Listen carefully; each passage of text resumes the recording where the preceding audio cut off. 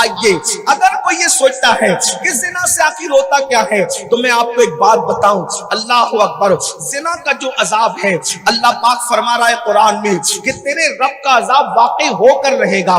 یہاں یقیناً بیٹھے ہوئے نوجوان اس گناہ میں مبتلا نہیں ہے اس لیے کہ گنہگار لوگ ایسی محفل میں نہیں آتے, لیکن آپ کو خطاب کر کے آپ سے گفتگو کر کے ان لوگوں تک اللہ کرے یہ بات پہنچ جائے جو جن کے کان اس گفتگو کے مستحق ہیں, جن کے کان اس گفتگو کے جو ہے وہ حقدار ہیں. اللہ کرے ان کانوں تک اور پھر ان دلوں تک وہ بات پہنچے. آج اللہ اکبر زنا عام ہو رہا ہے, بدکاری عام ہو رہی ہے اور اب اس کو گناہ بھی نہیں سمجھا جاتا, ہلکے میں لیا جاتا ہے. سن لو اللہ کے رسول غیب کا نبی صلی اللہ علیہ وسلم فرماتے ہیں جنہوں نے دنیا میں زنا کیا ہوگا 3 ان پر مصیبتیں دنیا میں آئے گی. 3 مصیبتوں سے وہ دنیا میں 2 4 ہوں گے. نمبر 1 اللہ کے رسول صلی اللہ علیہ وآلہ وسلم ارشاد فرماتے ہیں پہلی سزا جو دنیا میں زنا کرنے والوں کو ملے گی یہ کہ اللہ ان کے چہرے سے خوبصورتی کو ختم فرما دے گا, چہرے سے نورانیت کو ختم فرما دے گا. آج کاسمیٹک آئٹم پوری دنیا کے اندر سب سے زیادہ فروخت ہوتے ہیں. انسان خوبصورت بننے کے لیے, انسان حسین دکھنے کے لیے کتنے پیسے خرچ کرتا ہے, کتنے روپے خرچ کرتا ہے. قوم کی بچیاں بھی اور قوم کے بچے بھی.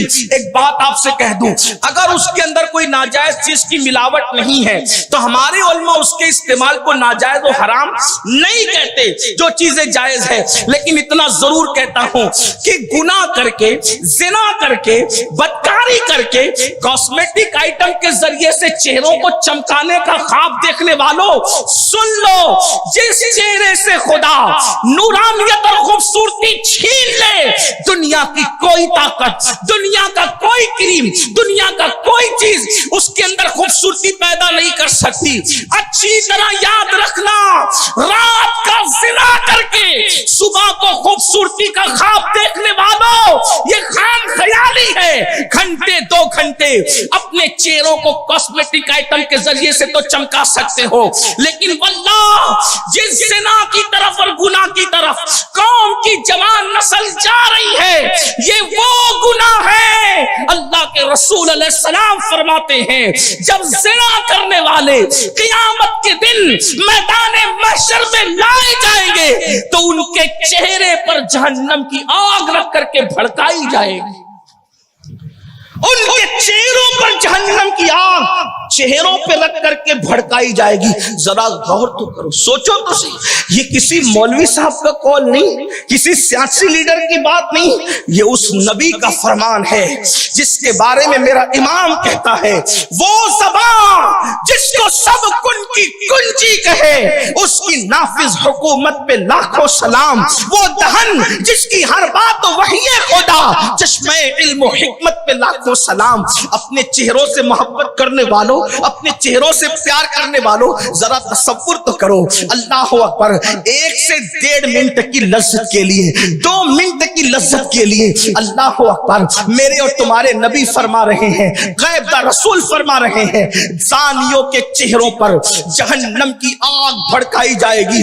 اسی پر بس نہیں, اپنے چہروں کو کاسمیٹک آئٹم مل کر کے خوبصورت بنانے والوں, ارے نادان گناہ چھوڑ دے, خدا کی خشیت سے لرزنا شروع کر دے, اللہ کے خوف سے آنسو بہانا شروع کر دے. انشاءاللہ جب تک زمین پہ رہے گا تو بھی تیرا چہرہ چمکے گا, جنازے میں رہے گا تو بھی تیرا چمکے گا, قبر میں جائے گا تو بھی تیرا چہرہ چمکے گا, اور جب قیامت کے دن اٹھے گا تو تیرا چہرہ 14ویں رات کے چاند کی طرح چمکے گا. اس لیے کہ یہ بات اللہ کے رسول نے بیان فرمائی. جو اللہ کی خشیت سے روتے ہیں, گناہ سے بچتے ہیں, قیامت کے دن ان کے چہرے 14ویں رات کی چاند کی طرح چمکیں گے. لوگ کہیں گے یہ کون نبی ہے, یہ کون نبی ہے, کون شہید ہے, کون ولی ہے جس کا چہرہ 14ویں رات کی چاند کی طرح چمک رہا ہے.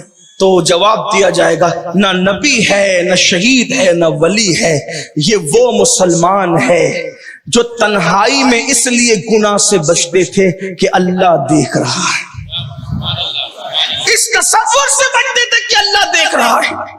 تو زنا کا پہلا عذاب جو دنیا میں آتا ہے چہرے کی رونق اور خوبصورتی جاتی. دیکھ لیجئے، ہر ایک کو دیکھ کر کے آپ اپنے عقل کا گھوڑا مت دوڑانا، لیکن کہتا ہوں دیکھ کر کے فرق نہیں کر سکتے کہ مسلم ہے کہ غیر مسلم. چہروں پہ ہوائیاں اڑ رہی ہے، ہوائیاں. کل تک مسلمانوں کے چہرے اتنے خوبصورت تھے، اللہ کی خشیت کی وجہ سے، خوف کی وجہ. اور دیکھنا، جو لوگ عمر ڈھلتی ہے تو چہرے کا حسن ختم ہوتا ہے، لیکن اللہ والوں کی جیسے جیسے عمر بڑھتی جاتی ہے چہرے پر شباب آتا جاتا ہے. کیا آپ نے حضور تاج الشریعہ کو آخری عمر میں نہیں دیکھا؟ کیا آپ نے حضور اشرف العلماء کو آخری عمر میں نہیں دیکھا؟ سبحان اللہ، سبحان اللہ. کیا آپ نے حضور سرکار کلا کو آخری عمر میں نہیں دیکھا؟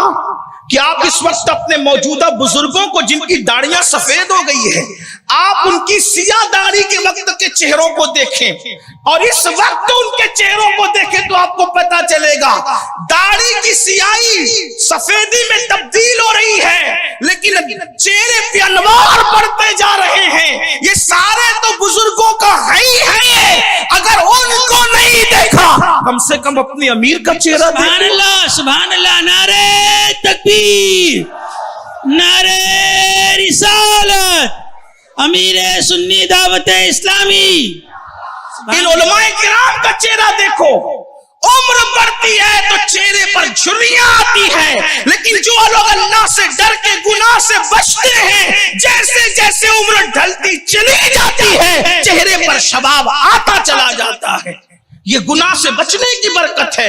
اس لیے میں اپنی قوم کے جوانوں سے کہتا ہوں، اللہ کے بندوں کوئی کچھ کرے نہ کرے اللہ دیکھ رہا ہے. ان اللہ کان علیکم رقیبا، بے شک اللہ تم پر کڑی نگرانی فرما رہا ہے.